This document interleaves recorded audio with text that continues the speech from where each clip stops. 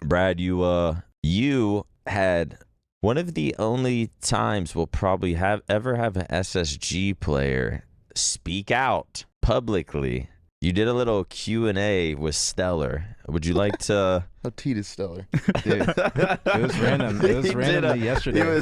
Do you know how it happened? No. Stellur was just typing in his chat and doing like a Q&A with Brad, and Brad was trying to like get him in the call and do it. I don't know why Stellur was blacked out. But this is what I don't know happened. why He's Stellur was addressing all I'm anything, hearing. but Brad can explain it. This is what happened. So Zinni rated me. Shout out to Zinni. And then there was like mad people in the chat, so it just became like a yap session. They were just asking me questions, and I think I had Halo Data Hive just like looking at previous team scrims, talking about their scrim because the previous day they got 15-1 by Shopify, I think. And so I was like, you know what? Damn. They're going to be going into VOD review. I know they're going to be coming on early.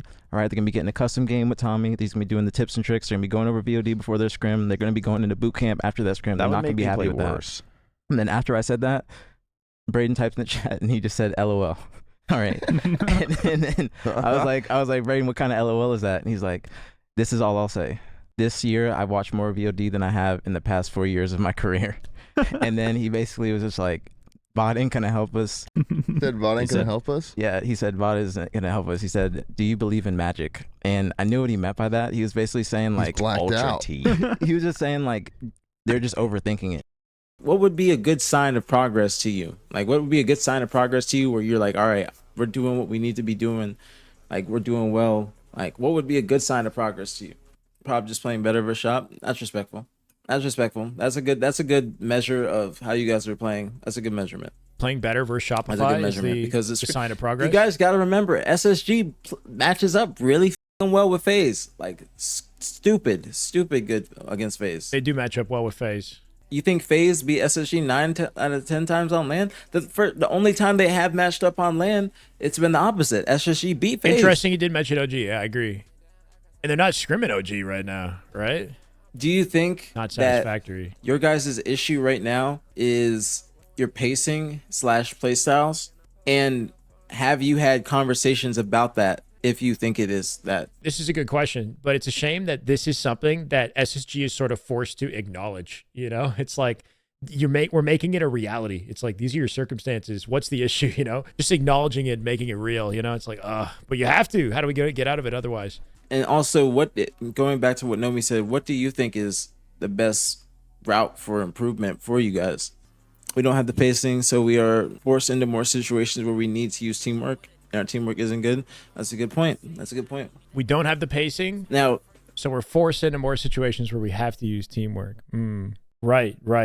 And these players have never been in this situation before, which is what's so shocking, right? It's like Stellur and Eco playing with like Shotzi and Renegade years ago could play the game like you. That's like their play style. You know what I mean? It's like they're so talented and so good at pushing out the map and having that pacing that they don't have to rely on these like teamwork scenarios, or they haven't had to in a way that they have to now. So they're in this like weird zone that they've never been, or they haven't been in for like close to a decade, you know? yeah, you guys are probably thinking too much. I mean, we saw a perfect example of that today. APG, I don't know if you're still lurking or if you got a chance to see it, but like they're definitely overthinking some of their plays. Like they 3-dead TSM, fresh dead together in Forbidden and CTF. Lucid is a G slide away from pulling the flag, and Manny is in their opposite hut. So Lucid, instead of G sliding flag, he pushes out mid map to fight Manny, and then they lose their timing. They collect flag like 5 or 6 seconds late, and then TSM spawns. The three of them spawn, and they shut the flag down. It was wild to me. Like, we're looking at a top 4 team missing like an easy OBJ opportunity because they're having like I don't know, they can't figure out like what the role is. They're overthinking the scenario, like trying to probably do too much when he could have pulled and left the kill to his teammates. They could have pulled it off on the way back, basically. Yeah. They have to find a way to like completely flip their world around. And Miquin brought up this really interesting idea where he said they should go like full splice for a week, where they cancel all scrims and they just 2v2 each other, no VOD review, and just go at it, you know, pick up their pace, whatever, and basically just come into Dallas, I guess, like cold, not cold, but like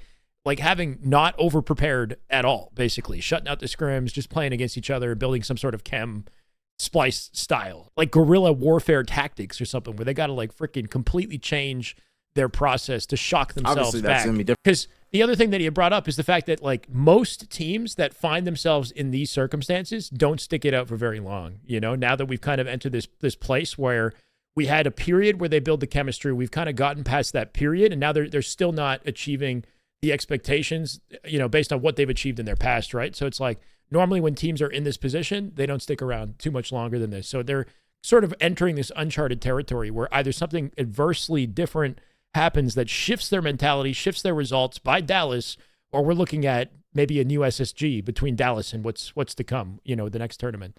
Especially as the community becomes more and more convinced and perpetuates it as well, right? Now it's like in the community, the dialogue is, okay, what's the problem? Who's the problem? Where am I pointing my freaking fingers? They gotta remove themselves from all the dialogue in the community and somehow continue to build chem.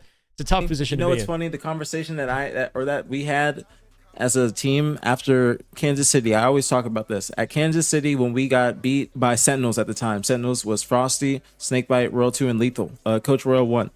Kansas City is a shoulda, coulda, woulda event, but it was one of those events that it's good that we lost because we needed to lose it to learn more about ourselves going forward. Like, we wouldn't have won Worlds if we didn't lose Kansas City. Wow. So, we had that time, against, if you guys going back and watch, where I dropped the ball and we get pushed, they get the time. We should have won the game, should have been in finals. We win the event through winners finals. We're on fire, but we're not, it would have been perfect. But after that, we had to take a step back and be like, oh, it's not going to be as easy as we thought. And we had a big conversation. And in that conversation, I remember literally just saying to Lucid and just everybody, you just got to believe, which is kind of what Braden is saying about make magic.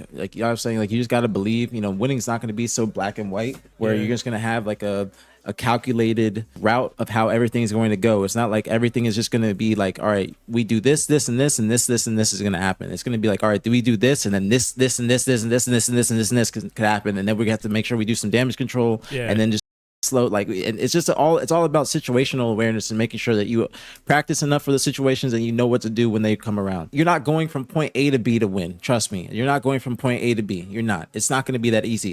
Bro, you guys saw that shit at Charlotte during the 3-peat, bro. I shot a rocket, the nade deflected the rocket at 0 seconds, bro. At 0 seconds in the King of the Hill game, and we lost the game in the finals. That shit is not normal, bro. You can't bank on that shit happening. I thought my shit was gonna be normal. I get the rocket kill, we win the game. I go and get shots, everything. I'm happy. I'm in disbelief when that happens, bro. I'm in disbelief. But again, going back to Matt and how much I love teaming with Matt is sitting there yo, I remember him looking over. It's yo, don't worry about it. Don't worry about it. Just stay focused. Don't worry about it. Which is why Matt is the greatest teammate. APG is speaking some real facts. This is your reaction to things not going your way is so freaking key, right? Having a teammate that and a team ideally collectively that can bounce back from any circumstances. And I like the mindset, APG, you saying, losing Kansas City teed us up to win Worlds. And that's why I love that team, because we chilled. We didn't think too much of it. But that's one of those things that happen in game at a tournament that you can't comprehend. You just have to keep going forward. That's why you have to have a good mental game, making sure that you're just staying locked, making sure that you adapt to how people are playing. You start thinking too much in game, you're going to overthink. You start thinking too much, things are not going to go the way you think. He had to get he just had to get something off his chest. He said he's watched more VOD this year than ever before. Do you think that's a good thing or a bad thing? Probably for them. How he was saying it. For them, bad. Yeah. For them, bad. I think that they're just overthinking it. From what he was saying, they're overthinking it, and they're just trying to make Halo just be what's that? X plus Y equals, MX, just something like that. Or something? Yeah, just like an equation, just something's always going to equal something, but it's not going to be like that. Sometimes this guy's going to hit a no scope, you're going to hit a 5. It's just not going to be a straight black and white. So that's what he was trying to say. Yeah, I mean, if they watch a lot of VOD, that means there's a lot that is going wrong. You know what I mean? If they were playing really good, they would not watch that much of VOD. And honestly, I'm not surprised because now they have Tommy, Lucid. And when he was on Optic, right, he would watch a lot of VODs, right? Yeah, he was a big VOD watcher. Yeah, we watched a lot of VOD, especially when I was on the team too. And that should definitely, sometimes it would help, but I'd say most of the time it would just make us tweak. Yeah, at a certain point, it's just you can't just go over VOD for 4 hours. You know what I'm saying? It's just you're just over. You need to pick certain situations of yo, we had 4 dead right here. How did they break us off spawn? Yeah. If if we get 4 dead, where do we want to be? And like, pick a certain. You can't do everything all in one day. Like, pick something specific that happened, a certain scenario that should not happen. Like, they break your setup when you just got them 4 dead or something. Like pick certain situations like that. But you can't just be running through the whole scrim VOD, nitpicking. Like, yo, why did you go there? I've always thought that VOD too, like, should have positives as well. Like, you should look at games that you, or situations that you win, like, convincingly, and like see why you won it convincingly, or like, and try to replicate it as much as possible. But like, usually when we would go over VOD, it wasn't like that. It was just all the mistakes, it was very nitpicky. Yeah, it's like, and it was like,